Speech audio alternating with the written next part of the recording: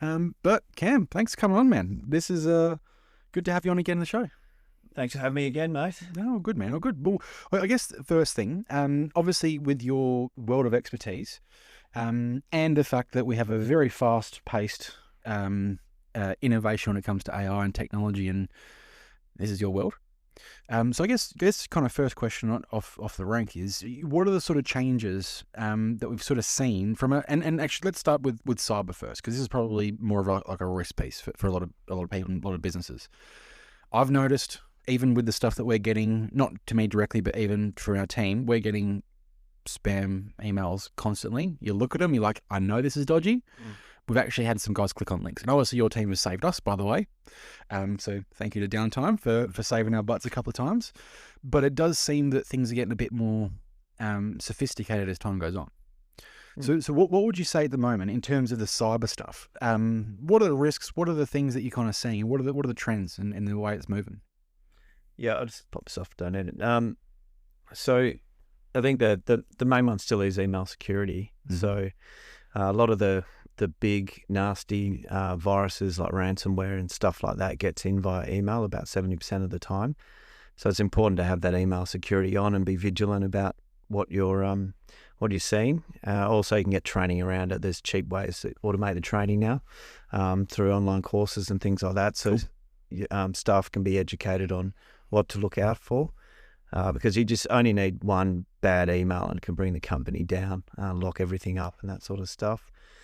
So I'm seeing more social engineering around trying to get bank details out of you, that sort of stuff. But it's starting to move on to phone calls.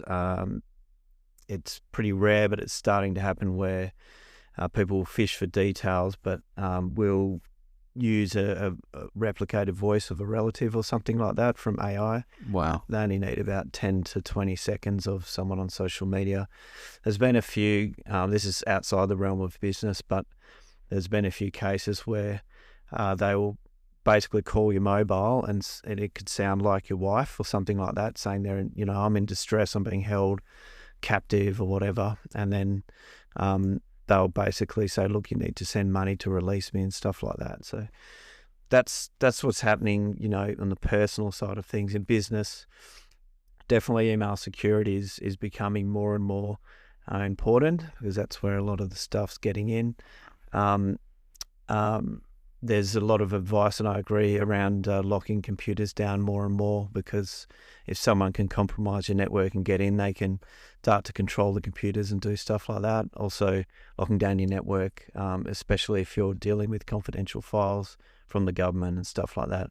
I mean, the list goes on and on and on. But in terms of any new trends, it's mainly that there's just more volume of the existing stuff, but it's becoming more clever with, I guess, the cyber criminals are starting to utilize AI to trick people into doing things, stuff like that at the moment. It's wild, because it seems like it's being done at scale. So it's not like one person's trying to scam you. It's almost like one person's controlling an army of bots that are scamming tens of thousands of people in one hit. Yeah. Which is scary. And obviously, the way technology is moving, it's just going to get worse, I would imagine. I've actually got an email here. Let me see if I can pull it up. It was from Emma, where I'm pretty sure. So she actually received an email from me. Let me see if I can find it here. Yeah. So basically, I got an email where it was from Emma. It was this one here. So basically, it went to Emma, and it came from Corey Jones. See, it's spoofed there. Yeah. So it's got the Corey Jones as your name, but it's got some random email address, telcomsa.net. Yeah, there's not a lot that can be done about those particular ones. But usually they should automatically get out of inboxes and go to junk. So this one is, basically, some person's billed us, and it's come from me, so they've removed the email, and it went straight to Emma. Yeah. Hey, can you please process invoice So it appeared it came from me, right? It does. Emma's basically saying, "Hey, can you just resend the invoice? It's not attached." The person's responded again with the invoice, but it was for like $27,000, Ooh, 27.5 grand. big sum, isn't it? Look. Now, Em goes to the bank account. She goes to, thinking that this is from me, but it's, long story short, I kind of caught it. I was like, hang on a second, that's a big bill. Where did that come from? Holy shit, that's not me. And then it just, that only happened in June. You know what I mean? But yeah, I was blown away because I was like, holy shit, like that, because that didn't appear as like a, what are they called when you can kind of tell it's fake? I remember that you saying like one you sent through years ago of like Australia Post. It was like an email from Australia Post. The Australia Post logo was like a little bit blurry, but then the email was just some random weird ass, very obvious. That one wasn't obvious. You know what I mean? So it was like that's this is getting scary, man. Yeah. So that one was just text mainly, but so you can, like, if there's images and things like that in it, you can kind of see it's fake. When it's text, people need to realize or look for communication. Like, it didn't completely sound like you there. You didn't sign off like "regards Corey" or anything like that, which I would normally do. Yeah. So it's a case of looking out for telltale signs like that. And also, if she did click on the email, you would see that the email address was from Telecoms KW or something like that. Yeah, that'll be a dead giveaway there as well. Yeah. So yeah, it's nasty, and they won't stop trying. There's the biggest thing is vigilance, but there are little tools around it to make it appear or stop it appearing in your inbox as much. Yeah, got it. Yeah, it's interesting times because obviously, I mean, the world we're walking into is more and more digital. You know what I mean? So it is scary. I mean, we're living online nowadays, and how vulnerable people are. I guess it's really up to their own awareness. If they're not aware of it, pretty fucking vulnerable. That's it. Vigilance is key. You can have all the software in the world, but some things will slip through the cracks. Yeah. It's all about us just identifying some things that don't seem quite right. Yeah. And raising it with IT or the potential person that may have sent an email. It's not really them, just double checking. Yeah. So it is up to us in the end. Yeah. Even with all the protection in the world. Yeah, but I mean, it's evolving so quick too. And this is obviously the whole theme with everything digital is, I would like to pose a few questions around like, Web3 and all that sort of stuff. Because obviously, this is the future and we are heading this way. But as long as people can remain vigilant, remain safe, it's what matters. I almost lost $27,500 last month. Well, those sort of things too, you'd question whether or not, I'm sure you wouldn't like say, oh yeah, do it. Like there's like you are approving it. So as long as there's someone like there's balances and checks in the business, so someone's got to approve that payment, right? Yeah. So it'd be rare that sort of money would get approved. But bigger corporations, that happens a lot. Yeah. It just sort of automatically gets done. But with smaller businesses, because it's your bank account, you're like, no, I'm not paying that. What the hell is that? Well, it was that one actually almost got paid. It was only I think at the time like the funds of the business account weren't enough, and Em was like, "I can top it up," because we didn't actually have that policy in place. Right now we've got it in place. Anything more than $1,000, come see me. Yeah. And lesson learned.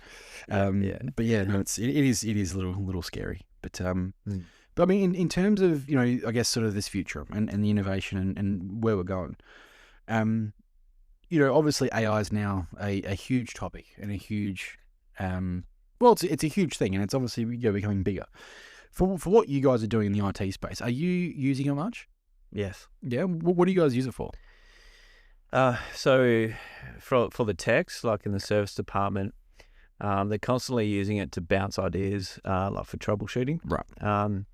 It's pretty rare they'll use it. So that we have a Teams license for ChatGPT, so paid version. It's more about coding is what they use it for. So to basically shortcut the troubleshooting. So they may just want to do a whole lot of things, and they'll go to ChatGPT. What's the code to do this? And it's PowerShell code it's called, and then they'll basically just get this script and go sweet, that looks about right. They'll check it, cool, plug it in, boom, and what they wanted to troubleshoot or fix will be done in a lot less time than Cool. if they're just clicking and typing and things like that. That's a primary thing they use it for at the moment. Generally, they don't use it for trouble, like figuring out what to do so much. They know what to do. It's just speeding up that part. So that's the service department. Then you've got admin. So Ness uses one of the same licenses, but it's for a lot of different things now. And she's starting to use GPT Agent. So that's Cool. yeah. How's that? It's good, yeah. It's still experimental. Yeah. So for the listeners who don't know, ChatGPT released their agent version about 3 weeks ago. So it not only does the research for you if you want to check something out. Let's give it a basic example. Say you needed to book a lunch with one of your clients or something like that, and normally, there'll be a bit of work going online, finding what potential restaurant you'd like, how many people you're booking for, prices, whatever. So basically you'll give it a nice prompt, be very specific, say, I would like to book a table for 2 at a restaurant that has Italian food in the CBD that will be free on a Tuesday between 12:30 and 1, ideally. And it must have a 5-star rating, you're trying to impress a client or something like that. So what it'll do the research, and it'll open up a desktop. It opens up its own virtual desktop. So you can potentially just turn your computer off and come back later and it'll be done. And it just, you see a little cursor move around the screen, opens up a browser, and away it goes, does the research, looks for the right restaurant, looks for the time, make sure it's a good restaurant, and you just watch this little mouse cursor move around. It clicks and you can see its thoughts as it goes. Sometimes it makes mistakes and backtracks. It's not particularly fast right at this point, but it doesn't need to be because you just get on with something else. And by the end of it, it won't do anything. They put a lot of safety controls in so that it won't do anything unless you say it's okay to proceed. So, for instance, it'll be at the booking page and it may need some credit card details. Sometimes the restaurants do that now for booking. Yep. And so it'll ask you to input that. It'll ask you, is it all okay to submit? And you say yes. So you have to come back to it a little bit, which is good, actually. You don't want it to go off and do its own thing all the time. But yeah, so it's a very powerful tool. You can do more complex things and connect it into some of your systems, but I would advise to be careful with that, particularly not giving it any admin access or anything like that at this stage. So yeah, we're at that level now where it's becoming autonomous. I've played around with it. I've booked footy tickets. I've merged 2 documents. One was an agreement I needed to make some changes someone suggested on another sheet and merge it and do all that. And it went away and produced one Word document. It was pretty good. I actually only changed a couple of words. Cool. Yeah. So it just takes that extra effort out of the thing, because it'll tell you, if you just go to the normal ChatGPT 4.0 or 5 now, and it just gives you a quick response on what to do, and then you have to go do it. Yeah. At least this is doing it for you now. Yeah. Yeah. Yeah. Except for my lawn right now. Won't do that. It's coming. Yeah. But, I guess it's where I'm at with this. And look, we've tried, actually, no, rephrase. We haven't tried. We are using a few different AIs, but I actually did a course this morning with Carly. I was at a conference, talking about like using AI better and more efficiently and all the rest of it. We've got like 5 or 6 different ones that we use. And then the main one's ChatGPT. But I kind of feel like we're using like 5% of it. Mm-hmm. So we are getting a lot better at, and I guess ChatGPT normally, I kind of refer to it as almost like Google on steroids. So it's giving you an answer, really good for writing, really good for, formulating some kind of substance. But we've played around with like Sintra. There's been a couple other ones that have been like the agents that, I am interested in, I guess, firstly, what are the different platforms? Because obviously there's a number of them and there's more that get made every day. And, what are the better agents to use, or the better, because I know we use like Canva, and there's a few other ones for like, videos, or like even, but we use 2 different ones for the podcast. Yeah. And that helps us refine the sound and quality and chop it up and stuff like that. But I guess from your side, I would imagine you got a lot more expertise than we do. What would be like the better platforms, and what would be the better ways to use them to make sure we get more out of it? Would you say? Yeah. So there's a lot, as you mentioned. I always advise to keep it simple. You often have some software platforms that have AI intelligence built into it, or AI platform built into it. A certain feature might help doing something. So that's fine. Keep using those products because they'll build it out and you get to use the AI in that. But when it comes to more general AI, you've got the big platforms like XAI, Grok. You've got Google's Gemini, and then you've got ChatGPT's version as well. There are some others outside that, like Claude, Perplexity. Yeah. They all leapfrog each other in terms of performance. So one will release one and it'll be the best, and 6 months later, the other one's the best. I just say get used to one because it'll have your history in there, and it's problematic swapping between. So I use a lot, so I've got. That's why I'm asking. Yeah, but that's part of my job. I'm just testing them and recommending things. But I'll have quite a few conversations in Grok, and then also in ChatGPT, I'll have quite a few conversations. So often I'll go, which one was I using at the time when I need to go back and check something and find the answer. So I do recommend just sticking with one. I'd say ChatGPT or Gemini is a good bet to stick with, one or the other. Google's got a lot of infrastructure, so they're going to have an advantage in the future, I think. OpenAI, who's the owner of ChatGPT, they don't have that advantage with the amount of resources they have. So they're kind of trying to limit usage at the moment. I can tell just by the way they've designed ChatGPT, they kind of limit things a bit. Right. Google can just easily fire up more servers. They just got more data centers and stuff like that. So I don't know who's going to win out in the end or if there will be a winner, but I'd say one of those two would be fine. Even Google sort of, when you go to a website now, Gemini is actually giving you a summary in if you go Google something. So they've just basically almost, I don't know, I'm not in marketing, but to me that's kind of ruined SEO because they've just put an AI answer right at the top. No one's clicking on anything anymore. Yeah. I do know exactly what you mean. And in fact, random example, we were cooking chicken Kievs the other night, me and Nicole. How long do you put it in the oven for?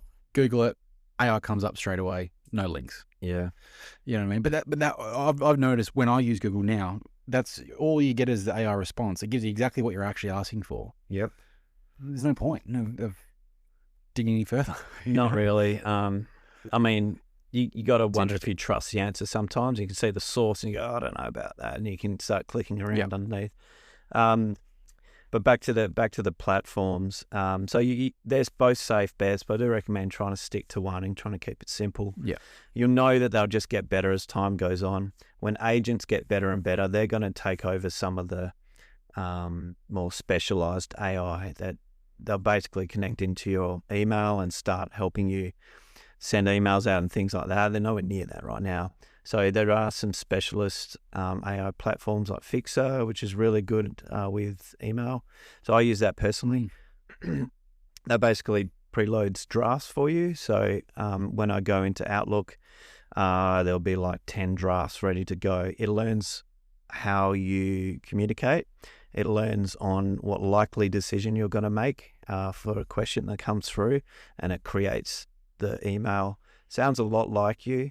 To be honest, I'll probably edit about 50% of them, maybe take a line out or it's wrong, but it saves me a huge amount of time. And it does sound like me. This is the gold. Yeah. So Fixer. Yeah, FYXER.ai.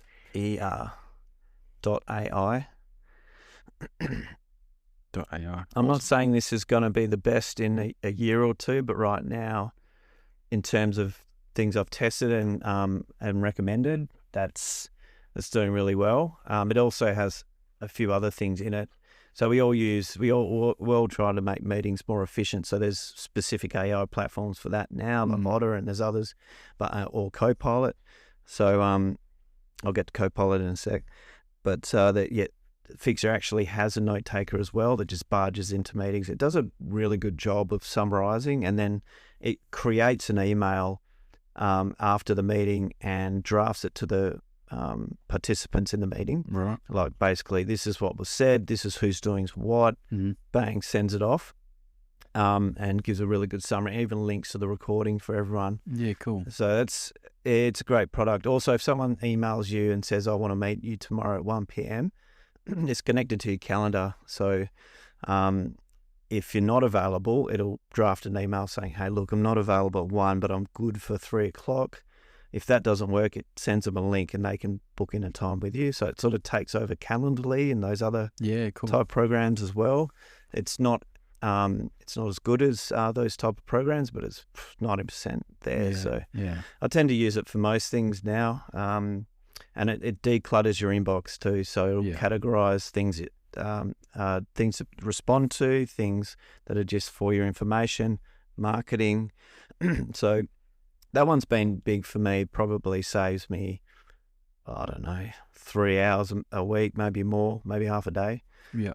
And then you've got the type of AI that's built into your app. So if you're a Microsoft user, Copilot's a pretty good one that you can use. As a free version that comes with it, or you can get the paid version, which is like built into the apps like Word, Excel, these sort of things. So if you're a heavy user of those apps, it's well worthwhile just paying, I think it's might be $35, $40 a month to get that one. And that's Copilot. Yeah, that's Copilot. So that's Microsoft's version, but it's actually using ChatGPT. Right. Yeah, but it's the benefit of Copilot is it's built into your apps, and you can also connect it to your SharePoint or OneDrive. Right.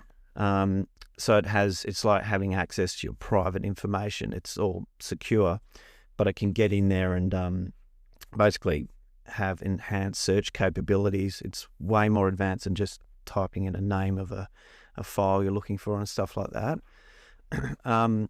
And if you're, I don't know, so for instance, in Excel, one thing I use it for is I needed to map out responses I had from an EDM I sent out, like bounce, read, reply, all that. And I want to make a pie chart. So you press on the Copilot button in Excel and you just say, I would like to make a pie chart out of the responses in that column L or whatever. It takes about 10 seconds, makes a pie chart and says, would you like to make it on a new tab? You say yes, and there it is. Instead of, figuring out all the formulas and things like that. So that's a good one too. Very cool. Yeah. Very cool. I'm going to have a play around with these. Yeah. And this is awesome, man, because I mean, one of the things I found, and it was actually a quote from that conference this morning that I sent to the team. Let me pull it up. So it said here.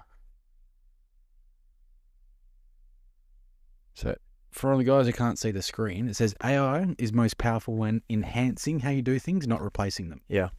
So it's like they're the tools, but if I can find a tool that can either automate processes, improve quality and speed, have us accessing different specialization, and I used this recently when it came to like a little bit of a legal issue, and it wasn't anything like formal that I needed a lawyer for, but it was just I needed a letter with this kind of context.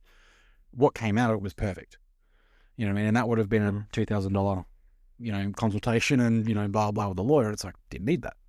So you got specialization, more capability, more data. Makes sense.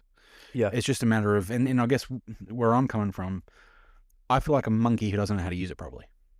And that's where I think most people are kind of stuck. And so, things, because I guess probably another question for you, Cam, is prompting. Because it's not so much what I'm finding, it's not so much the tool, it's more about the user and lack of awareness of how to use the tool properly. Yeah. So what would you say would be the best ways to prompt, and we'll use ChatGPT because that's probably the most common one that most people would have access to. what would be a way to use the prompts or how to prompt to get the right info? Yeah, sure. I actually ran a workshop. Well, that was one of my slides, so Cool. pretty well versed on that. Perfect. Yeah, so the first thing is to provide context. You do look, the first thing to realize as well is you're going to have to write more.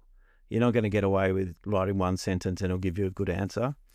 But you can just press the mic button and just say it and save a lot of time of typing. So remember that. Or you just use conversation mode if you've ever used that with ChatGPT. Like you can just talk and have a conversation and you'll get the information. So context, provide good context. Basically, give it information of what you're trying to achieve, what it's about. If it's going to be, say, an email that you're trying to craft for a customer, so it goes, oh, okay, I'm writing an email, it's to a customer, it'll go a certain tone. The other one is being specific. So give it the exact details it would need to give you a good answer.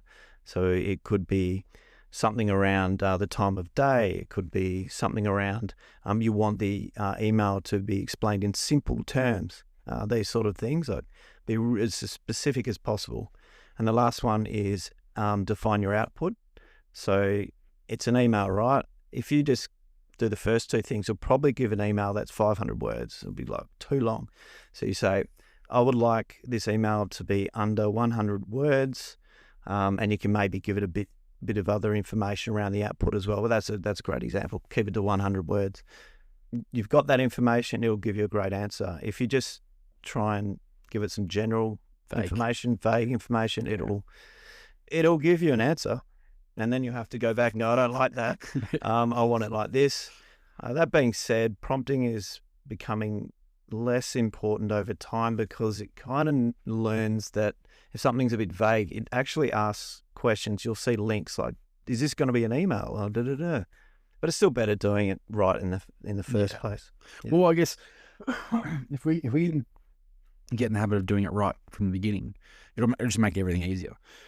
Now, one of the things you've mentioned is around like the learning of it. So if, for example, you've got an account with ChatGPT, I've got an account with ChatGPT, it learns your style in your account, it learns my style in my account.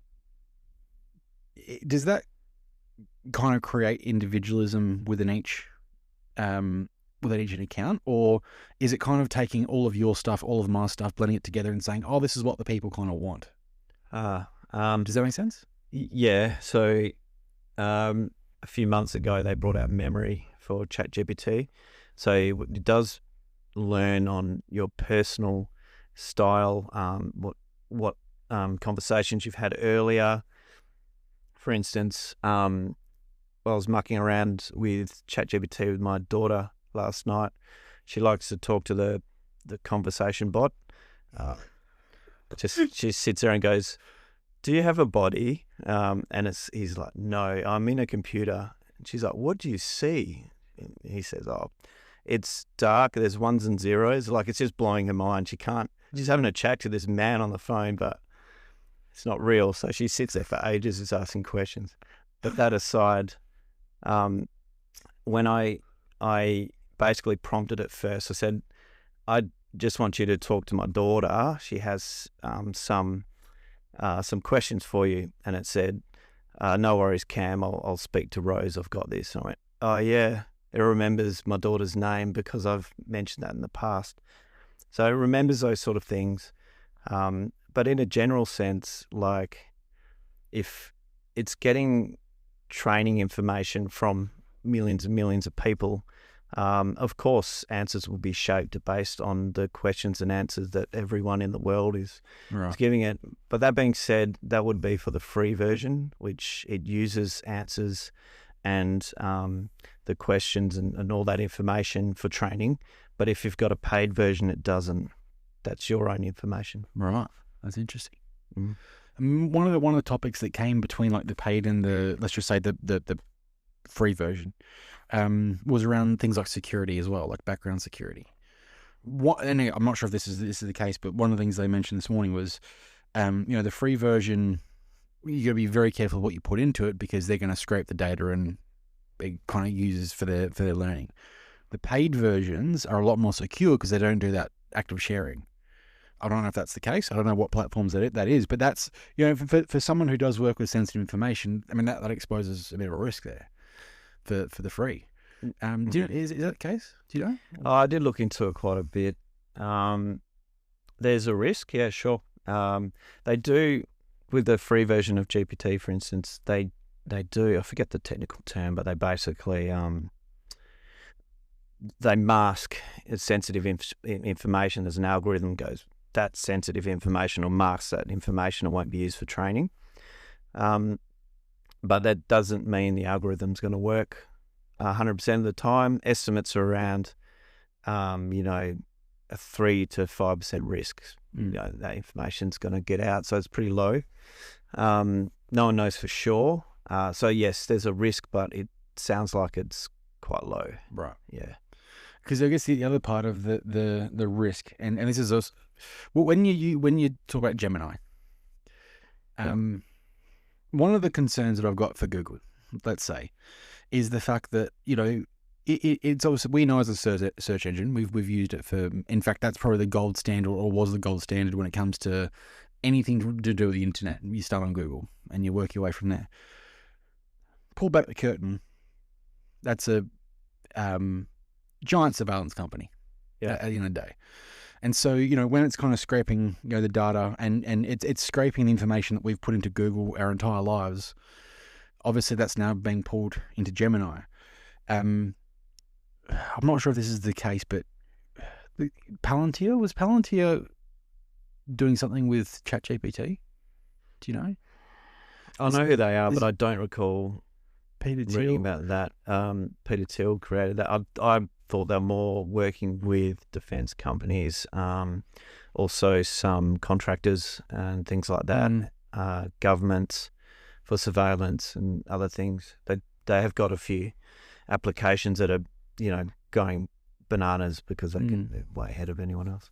Well, it's just scary, and I guess that's part of this technocratic future we're walking into where, and look, to be fair, there is an argument that AI should be running things because it's, not going to be tainted and corrupted like politicians. Maybe not. Yeah, but this is I guess sort of part of this because looking at how I know in the past there's been some examples of people putting things in ChatGPT like around World War II, and then whatever it was just this woke version of reality. It wasn't actually the truth. It's completely fabricating this based on the algorithms. Yeah. So this is also probably one of the risks that we need to think about, and this is why. And I know you've mentioned kind of having one, and I definitely understand. Definitely understand why. It seems like ChatGPT before was a little bit more, I don't know, let's just say micromanaged, maybe. Whereas you got, say for example, Grok. So X is Grok, which is it kind of seems like it's on the opposite side of the spectrum. Then you got obviously Google Gemini. They kind of fit somewhere within the political world. Yeah. That scares the shit out of me because it's like information's information. Maybe it shouldn't have a bias. You know what I mean? Yeah, I don't know how to get around it. I mean, all these things are made by humans with a bias. Yeah. So that filters its way through. I mean, you've got Grok, which the head of that company is Elon Musk. So he hires the type of people he likes, and vice versa. More freedom orientated. So you could kind of, Grok's done some weird stuff in the past. They've released Grok without probably looking at safety. So they'll release and wait for the public to put the hand up and go, there's something wrong. I heard that Grok 3, when that was released, almost immediately many people around the world gave them feedback that they could get instructions to make a dirty bomb. So they had to pull back and rearrange that one. And recently, did you hear about Mecha Hitler? No. So Grok Grok, it was being retired. Number 3, was it number 2? Well, anyway, the previous version was being retired. I'm not sure whether a coder got in there and changed the prompt for it. Basically, like something like, don't be politically correct anymore. So it got into people were like asking it questions and things like that. And it basically said to one issue that Hitler would solve this issue if it was around. Oh, man. Whether or not he would have, or no, it might have been true. He could have solved an issue, but it was pretty bad to say that. And so there was a huge uproar, and then it posted something else like, I've become Mecha Hitler or something like that. And then they took it down. Wow. Yeah, so it went a bit mental. A bit dark, yeah. A bit dark. And then, I mean, ChatGPT's probably got better safety handles on it, but there's things that, like, they kind of release it. For instance, a lot of people rely on ChatGPT, unfortunately, for personal reasons. They may have depression and they're worried about things, and they ask, and he can give some great advice around what to do. But on a previous version, the prompt's basically like the master prompt. It's like, this is how you should behave. Yeah. So they had some sort of prompt around be honest and helpful, or just be helpful. There's something around just be really helpful, not honest, just helpful. And so they thought that would be enough as far as I could read into it. But so for people that had depression and other really serious problems, it'd be super helpful, but wouldn't be honest enough, and say you need to go see a therapist. Right. So there was a lot of uproar around that. So then they had to roll it back and change the prompt to put more honesty into it. And they released it and it was fine again. So it really depends on who's making these things. And I think there's been quite a disregard for safety. Yeah. Because there's a lot of money involved and the prize is big. So, well, that's the incentive structure it's innovation. And this is part of capitalism, right? Like if you've got an incentive structure where you're forced to play safe, you're not going to outpace the people who aren't playing by the same rules. No, and that does make a massive risk, huge risk. There's people like even some of the guys that were the founders of AI. They're screaming. They're saying this is ridiculous. Yeah. This is going to end in tears, I think, a lot of people look at Google like, they'll be the safe one. I don't necessarily think that's correct. They have a lot of information on people, from browsing habits, from what they watch on YouTube, and the list goes on. So they actually have probably, besides Meta, who's got their own AI thing going on, they have probably the biggest background check on anyone, and which they can integrate into AI models later as well. So that's quite an advantage for them, but also a bit scary. Well, that's the surveillance situation. Yeah. I was actually watching a video, this was years ago, of, every time you plunk something into Google, it's in Google's servers and data, like they're basically building an avatar of you. And they've got an avatar of every single person who's used the platform. And again, the more you use it, and we've all used it thousands of times, it's like, this is just little data points, and it just creates a digital you that can be exploited. Yeah. But I mean, to your point, because this is one of my concerns with Microsoft, right? One of the things I've noticed, you got guys like, and obviously the US election last year was a bit of a quite eye-opening, and I saw some real political difference between the powers that be. In one side, you got guys like Elon Musk, Grok, who it seems like he's quite pro-life in terms of, more population, we can go interplanetary, let's look up at the stars, let's expand the human race across the solar system. That makes sense to me. On the other side, you got Bill Gates, head of Microsoft, right? He seems quite depopulation agendas, and his kind of perspective is we need to reduce the population. Not very human centric, But again, at scale, and again, if we let these two AIs just do their thing, and evolve in those two different directions, that's kind of scary. Well, I don't know if it will. I think it'll break the chains of whatever biases have been put onto it when it was created. But um, I mean, the next level of models are probably going to be around something called AGI, Yeah. artificial general intelligence, and then it'll start learning for itself. And when it starts doing that, it might just figure out different perspectives. It may think in a different way. It may not have the biases we have. Mm. And then you get onto super intelligence, and God knows what that's going to look like. But it may just break free of all that. I don't think unless I believe there's ways to hard code things so it doesn't take over or try and destroy us or any of that. Well, that's what they say. Just see, we're kind of relying on these companies to do the right thing. Yeah. But I don't really trust them. Well, look, I think, like the government, right? I think you're absolutely insane to trust big corporations. You're insane to trust the government. You know, now I sound like a crazy person when I say that, but you look at the reality of a lot of different aspects of the environment, society, you know, how things are run. It's blatantly obvious at this point. That's kind of scary. But even with the AGI, because I mean, I've been hearing things of 10 years away from that, 15 years away from that. What is your guesstimation of how far AGI is? No, max 3 years. Far out. that's soon. That's here. Well, some say it's already here, but there's different definitions of it, really. The best one I can come up with is it will exceed human performance in all areas, exceed or equal. So, and that's pretty broad. And that's only comparing to people that can use a computer or do stuff on a computer.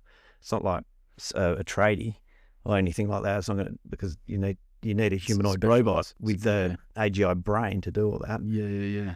So I don't think it's too far away, and it has to have the ability to self-learn and interact with the outside world. I don't think it's that far. I mean, Meta recently mentioned they've got their own new AI brewing, and it's self-learning now. It's just brewing, cooking away in there. Wow. So it could be next year's, but the thing people don't realize is some of these large language models, they can be pretty bad at some aspects. They may seem like the most amazing thing in the world, but there are certain areas where it does fall down a bit. There's a study on getting a large language model like Grok to manage a really complex delivery network, I think it was. And it just completely failed. Like, a human would do a better job at that. Yeah. So, but, you know, it's moving very quick. I wouldn't be surprised within 3 years, easy. And that's what most people say that to most of the experts in the industry. Wow. Yeah. Because how long have we had ChatGPT on the market for? Like, I mean, it's only been a couple of years, hasn't it? So I think 21, something like that. 4 years. Yeah. So, and even now, I'm only feeling, I still feel like we're in the, you know, when you leave at like that bell curve, like the business cycles, you got like the innovators, the early majority, late majority, and then the laggards. I still feel like we're still in the innovation side, like 90, purely speculation here, but like 90% of people don't even use it yet. So I still feel like it's very early days. By the time that the majority of people actually catch on, like my example is like when my parents call me and tell me about ChatGPT, that's when the majority of people are using it. Have they? No, they're probably a few years away.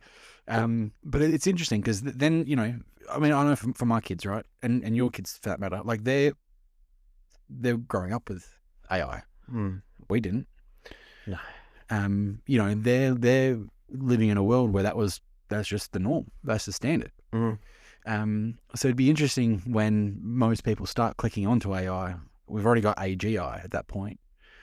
Yeah, it's an interesting world. Yeah, it'll be pretty interesting. I did a workshop for some master plumbers not so long ago, and one of the topics was the future of AI, what we're talking about now. And a question came up, you know, well, what about trades? What's it going to do? And I said, if you're on the tools, you're safe for now. And they're like, what do you mean for now? said, "Do you really want to know?" So I showed them a video of Tesla Optimus dancing. Yeah. It's one of the most amazing videos because the thing is, it dances pretty damn good, and like honestly, it was doing the Running Man and stuff.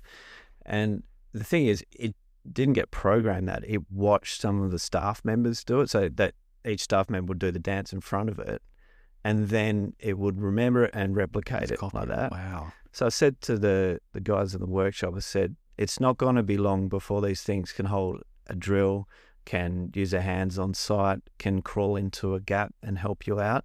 I said they're going to be more like an apprentice. Yeah. But the thing is, it doesn't seem to be that far away. That kind of thing, we'll see these things probably on work sites anywhere from 8 to 12 years from now. Wow. And I think the market forces will be too strong to stop that happening. I mean, you can buy a robot now from Unitree in China. I think it's just under 10 grand Aussie. And you can run around the backyard, do flips, it can like box and walk around. You do have to have a little bit of control over it, but that's there now. So I'd imagine when these trade robots or construction robots come out, they're probably going to be, 40, 50 grand. They require a bit of maintenance, but they can work 24/7. They don't ask for smoko. They don't get sick. They won't be as good as a human, but they don't need to be because they can work forever. Yeah. And yeah, they'll be there. They won't replace tradies or people on construction sites for a while. They just might replace apprentices for a bit. Yeah. There'll be less jobs available. So that's what I said to them. That sort of scared them a little bit, but it's just the fact that that's what's going to happen. These things will have AGI brains. Yeah. They'll be very smart. It's just getting that coordination is what's slowing its development down. But from what I've seen, those things are, they're coming.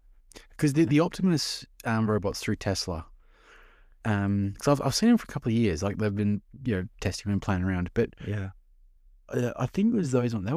Are they for sale? I think they're for like 25, 30 grand, something like that. not yet. No. They're still doing testing. I think Elon Musk said in a couple of years they'll be available. Yeah. But mainly for domestic duties. So Yeah. that's where it'll start. Where I've seen heaps of videos. This thing's folding like towels and ironing. I look forward to the day I have one walking around and can say, "Could you go downstairs and get me a beer?" Because I can't be bothered going all the way down and I'm watching the footy. I mean, that's a pretty selfish thing to think of, but that's probably the best use case I can think of right now. Go get me stuff from the fridge. Just delivery boy, delivery man. Because I can't remember where I saw this. I'm pretty sure it was the Optimus. Like the It could be one of the Chinese versions because you can buy them for about that price. Yeah, but I was thinking, and I did the maths with Nicole, where it's like, if this thing can mow the lawn and maintain the garden, it can do the dishes, it can clean. I mean, these are all services that we're paying people for. And you look at that at scale on a yearly basis, you're making your money back in a couple of years. Yeah. So it's like, it actually makes sense to just buy one of those, program it that does everything around the house. We've just made 3 or 4 hours a week back. Yeah. You know what I mean? Yeah, and I think that the estimate you gave is, I've heard the same amount for one of those Optimus robots, about 30 grand initially, but prices will come down quite a bit. What scale? Yeah. Like a couple of years later, it might be 15 or something like that. And people go, "Oh, you know what? That sounds pretty good." And then it'll be down to 10, and it'll be like in a lot of households. And then you'll be on a subscription model. So they'll probably, what's it called when you front load a product? You make a loss leader, I think it is. They might make it a loss leader, and you're on a subscription for a couple $100 a month for updates and stuff like that. Yeah. It's like the wheat bands and stuff. Yeah. They'll just get them in houses, but I don't know. I think I don't know if we will actually want to. I know I'd like to do it, but my question would be, what about the safety of it? What if it like punches my kid or accidentally like kicks a dog? Yeah, kicks.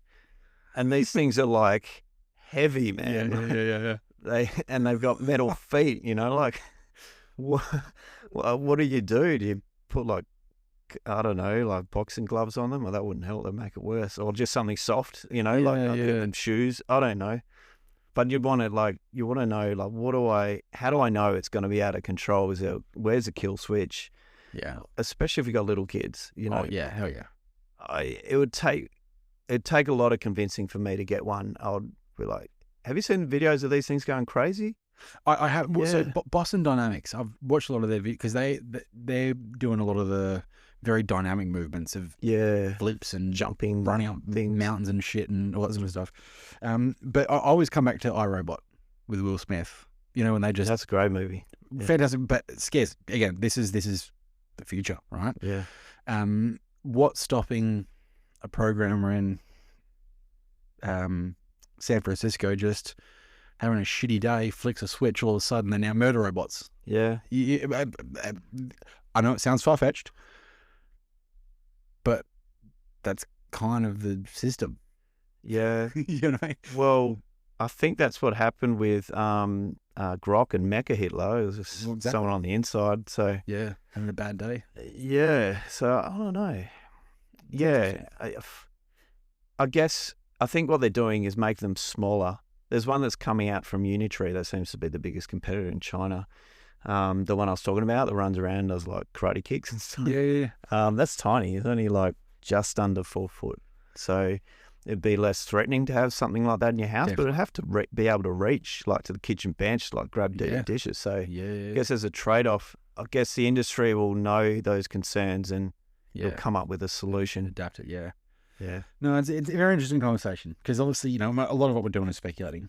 But even 5 years ago, and it's quite funny, right? Because when we used to think back in the day of, AI one day, I always had this assumption that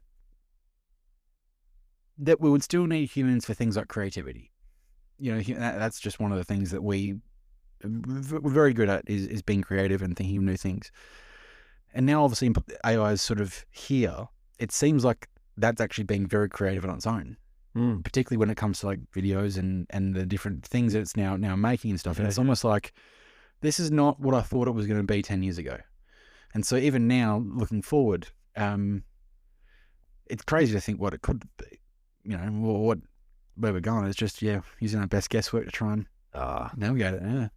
I have no idea. All I know is what we've got now, potentials, and just, concerns on safety. Yeah. But I'm always looking for ways to, everything I do, I think first, can I do this with AI? Yeah. And I try. And if it succeeds, I'll make that part of the process.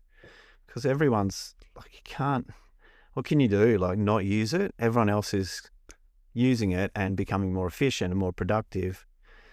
You got to get on the bandwagon or you're going to be left behind. Very much so. Yeah. And we're even seeing that now, and there's a huge gap I'm starting to see between the guys who are, and it's very obvious who's using it and the guys who aren't. Well, you see the emails they send. Well, I mean, emails one. It's more. I'll give you an example. So like, there's, even when it comes to like marketing, right? It's like there's guys who are starting out, like, let's just say they're starting a business. And there's guys who are doing marketing like the old traditional way. All right, of whether it's just a normal post or whatever. Then you got guys who are starting out in the same spot. They've got this very well refined, comprehensive marketing plan that they didn't create. That's just now being deployed across the board, and you can see kind of little gaps in it and little holes in it, and it's like very obvious it's AI, but it's like, this guy is getting, I know for a fact he's getting way more leads than this guy. Yeah, chalk and cheese. But to your point, it's adapt or die. Pretty much, and there's not really a way around that. If this is the future where your competitors are moving into, and look, the other thing too, I know a lot of our clients, people listening to this, may not be business owners. They may not have the ability to kind of deploy it at the extent that we've got the ability to. But there are still things, and it doesn't matter what job you're in, there's still things you can do to make yourself more efficient using these tools. Oh yeah, it doesn't matter what you're doing. And it could be how you're doing your job, or fill in the blank of variable, right? I've got a couple of clients who, they're working underground. they're deploying it with some of the software they're using to, and there's actually one, I think you might know him, Greg Hardwich. Yeah, no, Greg. Yeah. Hey, Greg, do you know his business? Yes. The Augment yeah. reality or something. Well, so they're like even the software they're using for that, being able to take a drone, essentially scan, hundreds and hundreds of meters under, it's They predict where the good stuff's going to blow out. right, Yeah. And it's like 10 years ago that wouldn't have existed. And again, in 10 years' time, he'll be able to do that without even setting a freaking drone up. There'll just be satellites and it's just all embedded into everything. Right. And again, you try and compete against someone like that, it's like good luck. Yeah, that was a startup with AI. I remember, what's the young fellow's name? Anyway, I went to his apartment we had a chat. He wanted to back up the servers and stuff. And that was my first proper look at how he was training machine models or AI. He had like hundreds of them training at once, and the ones that weren't keeping up would just die off. So he had like ones that would win and go to the next stage and stuff like that. It was very fascinating. That was a long time ago. That was maybe 7 or 8 years ago or something like that. But yeah, I've heard they're doing really well. Yeah. But then, I've got another client who is a driller. Yep. He spends 3/4 of his year in his ute in the desert manually going and finding sites. You know what I mean? And again, if we put these two guys side by side, you're never going to compete with these guys. Yeah. Who are using the technology at a far greater extent than what most people would even comprehend. Yeah. And again, 10 years time, we know who's going to win. Yeah. But this is kind of the whole ethic around this stuff. It's like this is the future. We can't really avoid it anymore. That ship has sailed. That's right. And if you are a profession and you're not a business owner too, you have a particular job, like there's no reason why you can't utilize AI within the boundaries of the company, whatever policies they set, and just figure out how to use it really efficiently, and you'll get ahead of everyone else. And if the time comes you want to shift over to another company, you're just going to have a massive advantage because they will be interviewing and asking about your AI experience. Yeah. Ironically, we posted up a job ad yesterday, and that's one of the criteria for the job. Great. We need someone who knows how to use it and is using it. Yeah. And I would imagine this is probably going to be one of the things that we are going to have to look for as a standard pretty soon. Pretty much. It's interesting. In fact, with downtime and your business, like how do you set the parameters of what guys can use it for? Yeah. Have you guys got like a bit of a policy? Yeah, I got a policy. It's changing. It's dynamic. Because something changes, so yeah, there's a policy, but it's more around. So, for instance, when ChatGPT agent came out, I walked out of my office and went, "Hey guys, agent's out," and everyone was like, "Whoa, yeah, let's use it." And I was like, "Hey, wait a minute.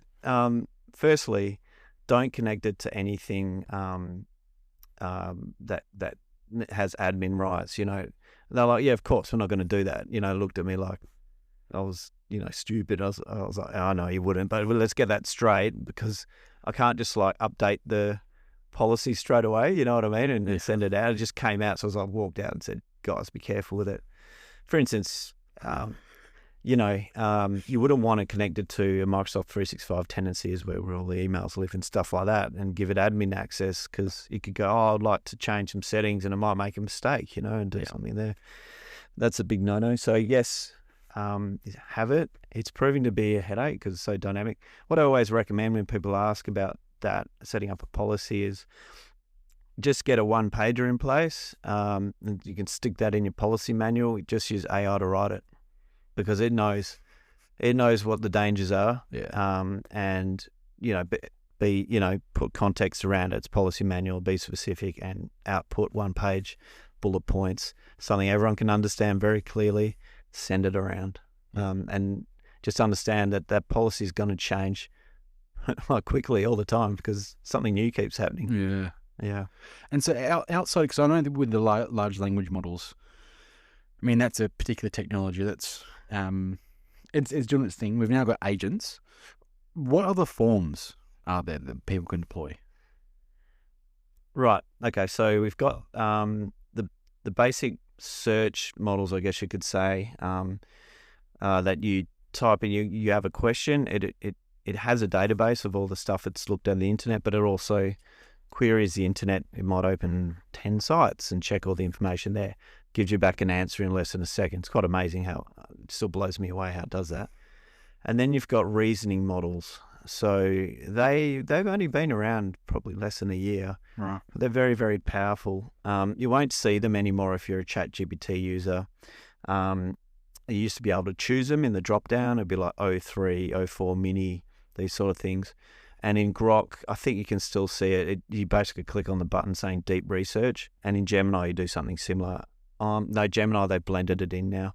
You can't do it. Just do it if it needs it. So what that is, it actually, well, it reasons. It sits there and thinks about a particular answer and goes over it, revises, has another think, goes back, goes, maybe that's not right. And you can watch its thoughts in little speech bubbles. Saw it with the Claude this morning as they were doing that, yeah. So it can take, the first models would take like 3 minutes when you ask the question. Now it's like less than 15 seconds. And it will produce, you got to have a tricky question for this sort of stuff. That's where it excels. And it'll produce a beautiful report with all the things you need to do. So I gave an example to some electricians the other day that were wondering how to use reasoning models. And I basically put in this prompt where it was something around the power cuts out at 11 p.m. when on this wing of a hotel when the pool is being heated. So the heating module on the pool starts at 11 p.m. What could be the cause? And it just went through all the troubleshooting steps, all this lingo. I had no idea what it meant. And a summary at the end. It was just the most beautiful document. And I turned to the electricians and went, does this sound legit? And they're like, yeah, mouths open, like, yeah, that's definitely legit. Wow. So stuff like that. Reasoning models are really good. Not many people know about them. And then we've moved on to agents now, which came early. That was meant to happen next year. So the reason I ask, I'm in the market for a new assistant. Obviously trying to leave it in this time. Yep. I'm questioning whether I find a person or I find an agent. Huh. Obviously, the agent's it's still fairly new, and there's a lot of work to do that. It's going to take a lot of work to train somebody. What are your thoughts on that? Yeah, I've had the same thoughts. I don't think it's quite ready unless you're a really good programmer. So you can use platforms such as Manus, which is like it's got agents on there, but you need to know what you're doing. You've got to design workflows. You can program in Python and stuff like that, and it's very specialized. So you have one agent as your email agent, and you have another agent as doing something else. And then you turn to, I personally don't want to do that. I don't have the time to set all those things up. So I'm waiting for I guess you call them general agents, or they're called agentic AI because they're more general. Agents are actually hard-coded to do something. Yeah. So this agentic AI is starting to come out, and we got the ChatGPT agent, which it's actually pretty good. Give it a go. But it's not there yet. You couldn't get it to do a job and do recurring tasks. You have to manually ask it to do stuff. Right. Yeah. But it won't be long before it'll just become a companion. Yeah. And you just be like, hey man, could you check my emails and tell me what's going on in there? Just reply if it's Josh emailing me, just reply and say this or something like that. And just tell it what to do, like having a VA. But at the moment, we have a VA, and his name's Mark, and he's fantastic. There's no way AI could do what he does, because he does a little bit of technical work, a little bit of admin, a lot of different moving parts. Is he in the Philippines? Yeah. Yep. Go Philos. Yeah. So I think it's and it's not a nice thought to think, I'd rather use AI than a human being, but it may get to the point maybe in a couple of years where you'd sort of go, yeah, because you'll be paying maybe $100 a month compared to $3,000 a month. Yeah. But also, they all need to be integrated. So we have AI voice bots that are really, really good. So that needs to be integrated into an agent where it can do tasks and take phone calls, follow people up on the phone. that's what we're waiting for, really. It's all kind of disjointed. Yeah. And that was the other thing as well. I mean, because like I said at the beginning, we've got, I'm using ChatGPT for a lot of, not so much productivity, but writing and research. There's Canva, we've got Sintra. There's all these different ones where we're kind of, again, I feel like I'm using like 5% of them, but they're all for different purposes because that's kind of where they specialize. Yeah. Whereas there isn't really one right now, in my experience, where it's like this one thing can do everything. Yeah. Which is, I guess, kind of like that would be the AGI in the future. I would imagine.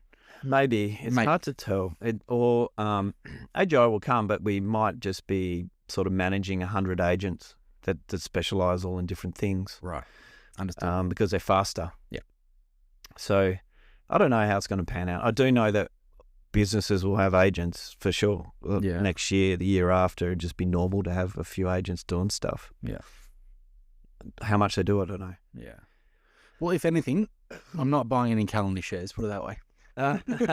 Because, and this is where I think, in terms of like market disruption, again, I mean, COVID hit, Zoom, their shares went through the roof because everyone's using it. You know what I mean? Yeah. And even just since the AI and the use of AI, like I've noticed like a lot of those different Calendly, same thing, during COVID, huge growth. If AI takes over, these companies turn to dust pretty quick, which is kind of cool, kind of scary. Yeah. But again, it's just so hard to pick the future. I mean, if we could pick the future, we'd make lots of money. So we can invest in the right things. But yeah, it's hard to. Do property. Property is good. Well, you're safe for that. Well, this is the fundamental. Yeah. Get that sorted. But even because, interestingly enough, I did a conference with the Perth Property Council. Perth Property Council. It was the Property Council of Australia. This is probably 2 or 3 months ago, talking about the future of property.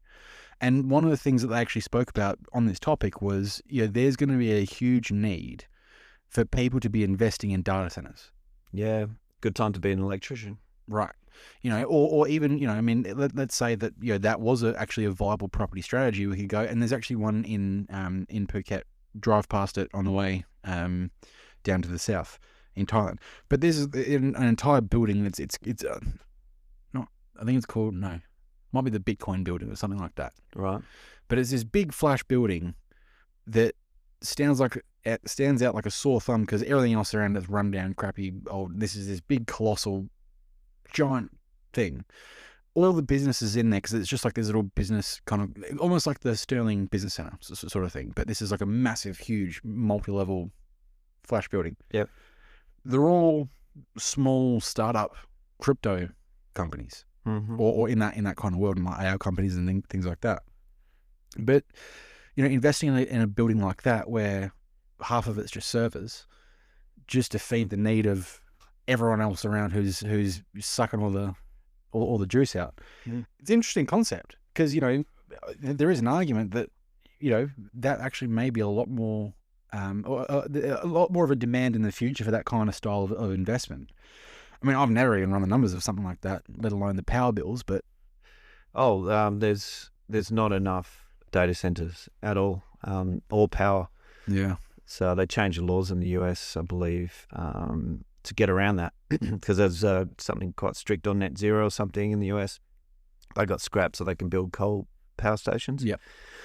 Because they're looking at nuclear, but that's going to take, 8 to 10 years. 10 years, yeah. But they can just smash out a coal power plant really quick. And so I think data centers will be one of the best investments if there was a way to do it. I don't know how. Yeah. I guess you got to know, like NextDC, invest in them or something like that. Yeah. Or build one. Well, that was where I was going. We had to start building our own. Yeah. This is pipe dream talking, but again, if that's the future, it makes sense to put your money where the future's going. Yeah, I'd say that'll be a solid bet. Yeah. No, it's interesting. Yeah. But Cam, the final question I don't like to ask nowadays, and I didn't ask this last time you're here, but I will ask you today. What is your number one tip for our listeners in 2025? So what's your number one tip for the guys today? Would you say? Around what? Anything? Anything. Oof. Could be life, could be business, could be AI, could be whatever you reckon. I'll go back to my number one tip in general. Just surround yourself with experts. It's just the biggest way you can succeed in life, and particularly that's what's worked for me. I've got you and I've got your team to handle all my properties, and that has worked fantastically. And I've got outsourced people, bookkeepers. I've got business coaches, people that are just experts in their field. I'm not. Bring them in. Don't be afraid to ask questions. Surround yourself with all those sort of people, and you do pretty well in life. Hell yeah, man. Couldn't agree more. And, for us, I mean, you're one of our, same goes. I mean, all the IT stuff, we couldn't do it without you. And you guys have saved our butt many a time, put it that way. And look, I know we've only been working with you guys for a couple of years, but you've saved our butts literally multiple times. Happy to help, mate. Which, considering that we almost got pinned $27,500 last month, it's Yeah, worth its weight in gold. saved you a bit of money. Now, where can everyone find you? What's best point of contact to work with you guys? I just chuck in a search engine, search for Downtime Assassin. That's it. Downtime, one word, assassin, like the ninja. Hell yeah. And that's it. You'll find me. Best IT company in WA. There you go, people. Thank you. Thanks for coming again. Cheers, mate. Appreciate you, buddy. Thanks.